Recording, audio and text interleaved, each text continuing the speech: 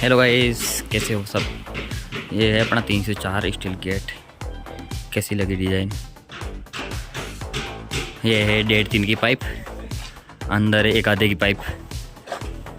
फिर ये करा है सिस्टम, आपको अंदर से दिखा देता हूँ।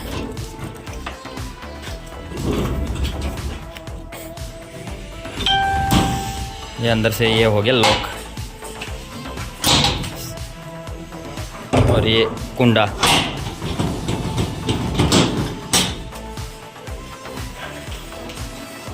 ये अंदर से ऐसा कुछ दिखता है। नीचे है चटकनी, ऊपर लगा दिया शीशा।